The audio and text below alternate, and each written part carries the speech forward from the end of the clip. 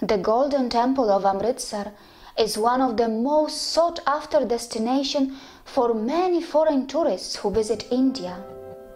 One of the most important aspects of this temple is its mega kitchen, which feeds thousands of its visitors every day, who come from different nationalities and communities. For many documentary makers from around the world, the mega kitchen of the Golden Temple of Amritsar has been a point of great interest. But what makes me take interest in the Gurudwaras is the deep emotion, divinity, equality, and selfless contribution for humanity that surrounds them. In the northern part of India, in the land of Punjab, one can find lots of people who belong to the Sikh community. Known for their courage, kindness, and also for their sharp minds, the Sikhs of India have contributed tremendously for India and also for the countries that they migrated to. Canada, USA, UK, or other European countries. Today, Sikhs can be seen everywhere.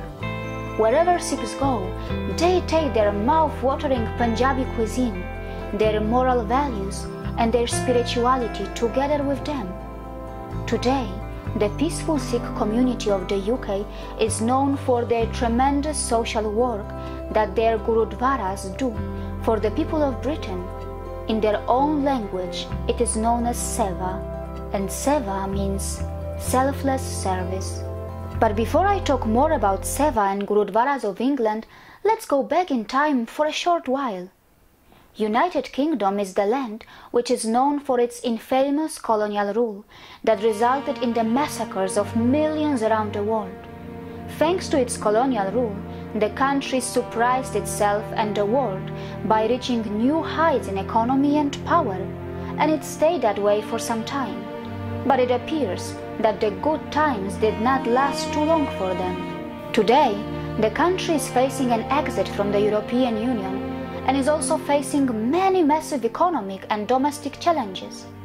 The vast majority of the people of the UK are nice and friendly people, and many of them have absolutely no idea about the brutality of the British colonial rule, thanks to their powerful domestic media, which has a strong international presence as well. The media plays an extremely crucial and clever role in order to form the desired opinions of the citizens of Britain and also of the world. And all of this is perfectly complemented by the academic institutions of Britain, which for some reasons do not teach their students much about their colonial rule and their atrocities. Shockingly, the only stories of the colonial rule which are popular among the British citizens are the ones which are told and taught to them just to self-glorify their brutal colonial rule. So unfortunately, growing up as a British citizen, one does not get enough opportunities by the media or by the academic institutions to learn deeply about the colonial rule, and that is why many British citizens have no clue of what actually happened in India, a country which was said to be the most important former colony of Britain. Today, England is a country of sharp contrast. On the one hand, one can see thousands of homeless people who are begging and roaming on the streets every day. And on the other hand, one can see the posh colleges and academic institutions where perhaps only the children of the elites can afford to study. From its posh streets, full of expensive cars like Jaguar or Range Rover, which are still proudly owned by the citizens, to the streets, which are filled with waste. Going for a drive in England can be very shocking. In England, one can see the priceless wealth that was acquired from its former colonies adding glitter to its museum galleries, and also one can see the citizens who still have to go to bed hungry. And that is why the biggest question which comes to one's mind is why there is such a wealth inequality in this country, which most of us around the world consider as a rich and a developed country. What could be the possible reasons for it? Is it because the acquired wealth was never evenly distributed, or are there some other reasons behind it?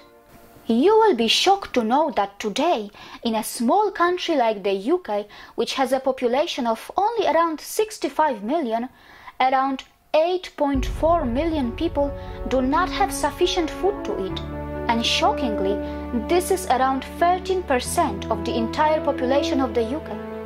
Out of this 8.4 million people, 4.7 million people live in severely food insecure homes, which means that they are regularly going to bed hungry. As the UK struggles with hunger and also with wealth disparity, the Sikh Gurudwaras of the UK are a blessing for some citizens. It is important to note that these Gurudwaras are actually also a religious worship place for the very people whose ancestral land India was once colonized under the British Empire. Today, in Gurudwaras of the UK, anyone can eat a healthy full meal for free, every day and at any time of the day. And the best thing is that no one in these Gurudwaras attempts to lure any visitor to their religion or even indirectly attempts to convert anyone to their faith. If you go to Southall, for instance, or some of the big Gurudwaras, you'll see a lot of non-Sikhs coming, all they do is cover their head, go and take langar and go away. Nobody asks them. And we don't have this concept of giving a chapati with one hand and a book with the other hand.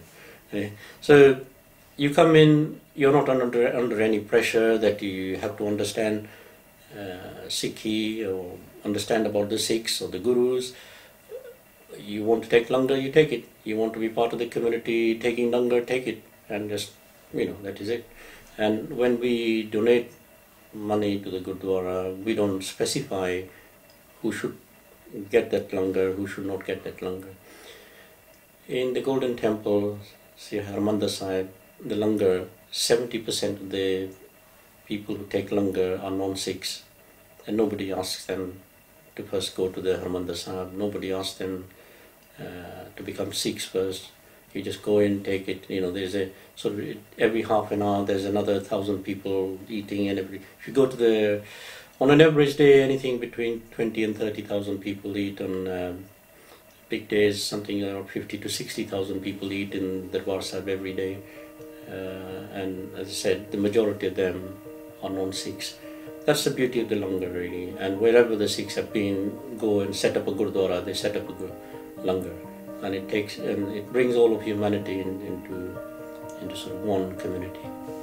Who could have thought a few decades earlier, when many Sikh families were mercilessly massacred by the colonizers British in Jallianwala Bagh of Amritsar in India, that only after a few decades these very Sikhs would be feeding the poor and hungry of their own country? Who could have thought that decades later the dharmic traditions of India would be performing selfless service in the land of their ex-colonizers without having any intention to convert or lure the vulnerable souls? The Sikhs of Britain are rising once again to the occasion and are delivering a deep message that humanity sees no background or religion, and the help must reach to the last man, even if the last man is from the land of your ex-colonizers. As it is said in their scriptures, one who works for what he eats and gives some of what he has, oh Nanak, he knows the path. See you again.